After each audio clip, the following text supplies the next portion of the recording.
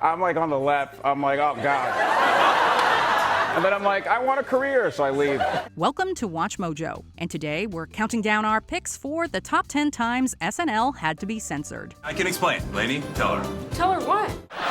Whoops! Okay. Glasses flew off! Whoa! So without further ado, let's go to the slopes, Tom. For this list, we're looking at sketches and musical performances that resulted in on-the-spot censoring or changes of the material, or alterations made for repeats and online versions. Have you ever spotted a change in a sketch from the original to a repeat? Let us know in the comments. Number 10. Adam Sandler's Canteen Boy. Where is Canteen Boy? In 1994, Adam Sandler was in the middle of his SNL heyday and had a recurring character known as Canteen Boy. He's a naive 27-year-old man who still lives with his mother and is an active Boy Scout. I wanted to talk to you about something. I see you take a lot of ribbing from the other scouts. Goes with the territory, Mr. Armstrong. Sticks and stones. Attaboy. Forever ridiculed by anyone else in the sketch, he upsets some viewers during a Valentine's Day episode where he wards off the advances of a scoutmaster. Hey, you know what? The park ranger just called. He said 1 camper per sleeping bag. Sorry. Adios, amigos. God, you make me laugh, Canteen Boy. It received backlash for its depiction of gay stereotypes and inappropriate behavior towards minors. Future airings of the segment included a disclaimer reminding viewers of how old Canteen Boy actually is. Number 9. Kanye West Rant. In September of 2018, Kanye West was the musical guest for SNL. With the credits rolling and West sporting a Make America Great Again hat, Kanye doled out a third performance, but was cut off by NBC partway through the song. Whether it was the fact that cameras had stopped rolling or just Kanye being Kanye, he then proceeded to go on a pro-Trump rant on stage, while the rest of the cast just stood there with their heads down. There's so many times I talk to like a white person about this and they say, how could you like Trump? He's racist. Well, if I was concerned about racism, I would have moved out of America a long time ago. He has since been banned from the show for his colorful comments about the cast during his rant. Number 8. Chelsea Clinton jokes cut.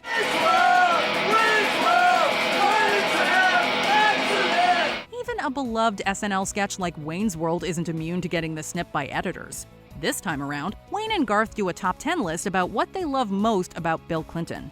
During the sketch, the duo makes some snide comments about Bill's then preteen daughter Chelsea.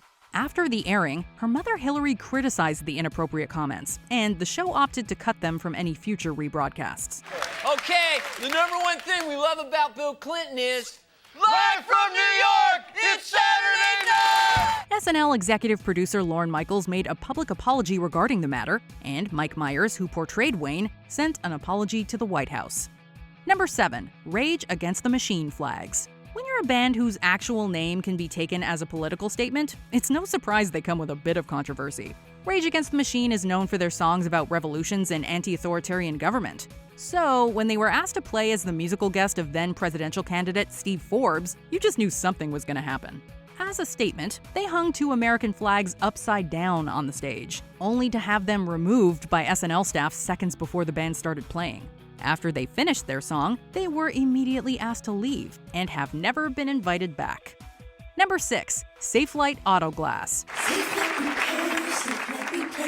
You need a crack in your windshield fixed, so you call Safelite AutoGlass to the rescue. They show up, fix it, and then break it again just so they can flirt with you? That's the premise of this now long-gone SNL sketch from October of 2017. Modeled after the real company's friendly advertisements, the spoof sparked backlash on Twitter from both the original Safelite AutoGlass and their followers. It's okay. I'm not insulted. You're divorced, right? No, I'm not. Seems like it. Lainey, get in the car. Shortly thereafter, SNL scrubbed the sketch from all of its social media presence and replaced it in the repeats with an unaired one titled The Last Fry. And that's when she did it. What? Ate my last fry. Who knew people were so dedicated to their AutoGlass companies? Number 5. Fear Faded Off.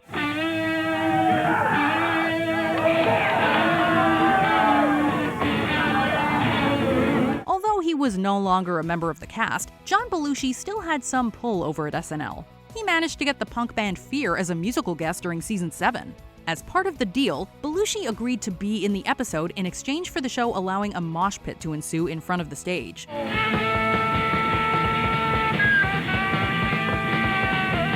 The band played several songs that evening, and the moshers proceeded to provoke an almost riot right there in the studio. As things spun out of control, the band's performance was faded off into a commercial, and the band never appeared again.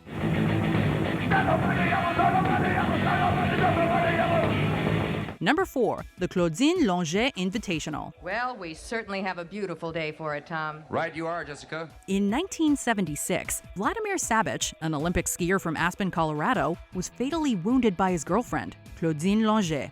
A few days after the incident, SNL ran a sketch called the Claudine Longet Invitational, which consisted of ski bloopers overdubbed with gunfire and commentary from Chevy Chase, implying the depicted athletes had been injured by Claudine herself. Certainly going to take third or maybe even a second place at this.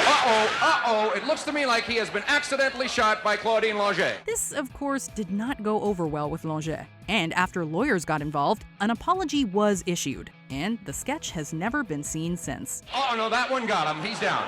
No, he's down this time. Longet, however, was charged and eventually convicted of negligent homicide, for which he served a very short prison sentence. Number 3, Bill Hader Down syndrome. It's not uncommon for someone to have an old memory spring back to life after hearing a song on the radio. Such was the case in a February 2007 SNL sketch entitled Danny Song, about the song by Kenny Loggins. People smiling. Oh man, I love this song. Oh, classic. Yeah. Patrons are listening to the tune and discussing not so appropriate memories they've recalled now hearing it again.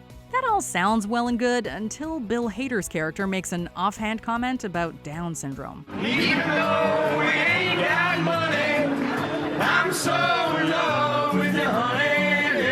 Everything will bring a chain of love. This evoked some sharp criticism after the episode aired, especially coming from John Coleman, the CEO of the National Down Syndrome Society. The show addressed the controversy by simply bleeping out Hader's reference in future runs of the episode.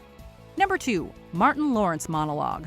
Comedians come in all shapes and sizes, and Martin Lawrence is no different. Invited to host SNL in February of 1994, fans were excited to see what his brand of comedy would look like on the long-running sketch series. I'm so happy to be here. This is a dream come true for me. I mean, hosting Saturday Night Live, I watched everybody, all of them on here, and I was like, when I'm gonna get my chance? When I'm gonna get my chance? But damn it, now it's my chance.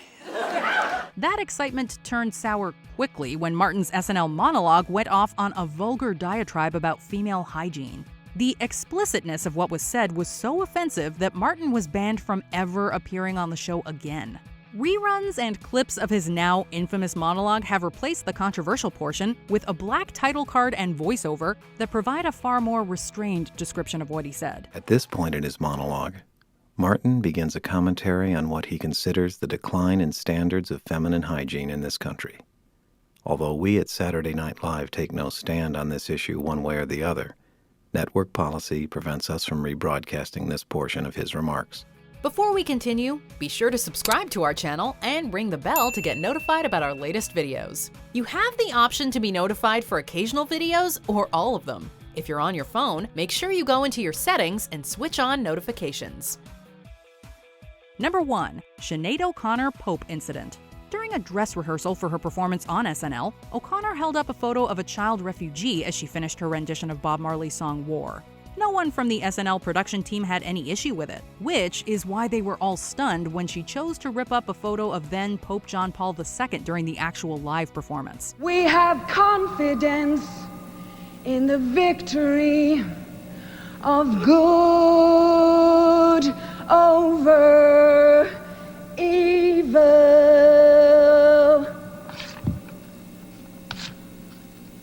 Fight the real enemy.